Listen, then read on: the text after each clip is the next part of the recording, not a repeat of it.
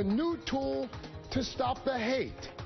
It's today's big idea. A whole heck of a lot to get to on a Saturday afternoon, but we start here with a possible split now between the White House and House Democrats. 39 House Democrats defected from their leadership Friday and voted with Republicans to pass a bill to fix Obamacare. The measure, authored by Republican Congressman Fred Upton, would allow health insurance providers to continue selling plans which otherwise would have been canceled until next year.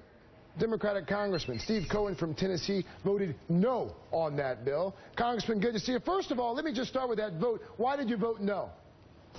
Because it basically took apart the heart of the Affordable Care Act, and it said that all these subprime insurance policies people had that they still want could be sold to new people who didn't have them. And that guts the whole idea of keeping your children on your insurance year 26, no lifetime caps, no yearly caps, can't be discriminated against for pre-existing conditions, no co-pays for preventative care, the donut hole being eliminated. It eliminates all that stuff. Basically, it scratches it, and it goes back to fend for yourself medicine, which is what the GOP advocates. How much of this do you think is about a sincere desire to try and fix this thing? And how much of this is about just continuing to try and repeal and replace it, trying to gut it? I think that the Republicans in the Congress really are against the concept of the Affordable Care Act, and they have been against it ever since Bob Dole and Mitt Romney finished dealing with it and making it their plan. Once it became somebody else's plan, then they were against it. This is really a Republican idea of using health insurance, but they're against the president. They want power. Most of what's gone on in the 113th Congress has been messaging to try to keep the Republican majority for the 114th Congress. And all they want to do in the 113th is try to defeat progress, defeat jobs bills, defeat environmental regulations, defeat the extension of health care, and hurt this president at every step they can, and keep what I'd say is really the ladders of opportunity that are being presented to Americans to get into the middle class from getting there. This was a messaging tool. If they wanted to pass it, Upton wouldn't have extended it to prospective people who wanted to buy these policies. He'd have just said, like the president did in his administrative fix, those that had it before, if you like what you got, you can keep it. If he didn't like what you got, then you can keep it. Then it really puts the Democrats on the spot. But he didn't want Democrats to vote for it. He wanted a talking point and ad against them in November of 2014. And I say he, it might not have been Fred, it might have been the Boehner team. But here's it was the thing, team. though, Congressman. Earlier this week, you told NBC News that you were considering supporting the Upton bill. That was, of course, before the president's mea culpa on Thursday. Did his speech, did that news have some sort of effect on you, on how you voted yesterday?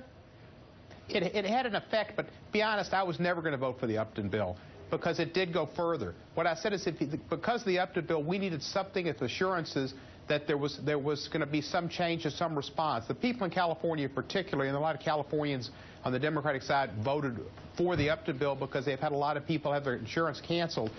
There needed to be a response. The president, when he said, if you like it, you can keep it, he needed to make those words real. And he did that to the best he could with his administrative fix. I think he kept the Democrats in line. The mood in the caucus on Wednesday was really rancorous. There was a lot of dismay from a lot of people that was spoken. And it wasn't a good scene. And the rollout's been awful, but the website's going to be fixed. And once people can see the benefits of the Affordable Care Act, you sound very confident. You sound very confident about that. You just said the website's going to be fixed. Of course, we know the White House has said that it's going to be up and running for just about everyone in this country by November 30th. If that is not the case, if that website is not up and running by November 30th, then what? I don't know. I'm not sure November 30th is going to be perfect, and I doubt that it will be. And I've heard reservations. The Washington Post had a big story. But listen, we're the country, we're the people. We put a man on the moon. We put a man on the moon. We can get a website done. One would think so. But before I let you go, where's Werner von Braun when we need him? You said earlier this week something that I want to call our viewers' attention to as well. You said sometimes they take us for granted. We're out on the front lines fighting for this. What's been the communication between the White House and Democrats, especially Democrats in the House, as they try to find a way out of this mess? The relationship could be better. However, I don't think it affected any votes. When you say that the relationship could be better, how so? Characterize the relationship.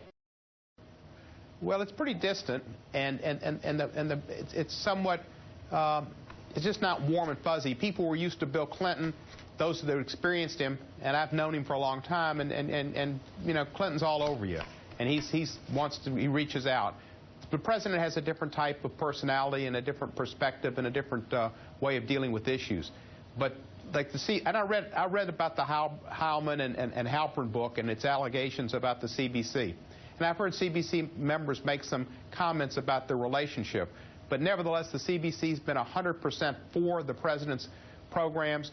Maybe the president's programs haven't gone as far as some CBC members would like it to go. But then with the Republican majority in the House, there's only so far the president can go. I would encourage the president, and I know Bobby Scott joins with me, in using his commutation power more, that there are a lot of people in prison who shouldn't be there for mandatory minimums and for the crack cocaine disparity that no longer exists after the Fairness in Sentencing bill was passed. And we need to have massive amounts of commutations for justice.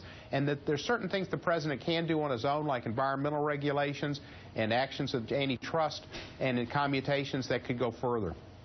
Tennessee Democratic Congressman Steve Cohen. A wide-ranging conversation there, sir. Thank you. Do appreciate your time on a Saturday afternoon, Congressman. You're welcome. And tell me, if Wofford beats Appalachian State, is that an earth shaker? You're doggone right it's an earth shaker, sir. And I am so... They're winning at the half. I did not know that. Thank you so much. And I am so impressed that you follow Terrier football, Congressman, that you, sir, you have an open home here on Saturday afternoons on MSNBC. Anytime you want. Thank you, Craig. Thank you. Thank you. Go Terriers. That? A Wofford football shout-out. From the politics to the nuts and bolts of fixing the Affordable Care Act, Jonathan Gruber is an economics professor at MIT. He was a key architect of Massachusetts Romney Care Law and advisor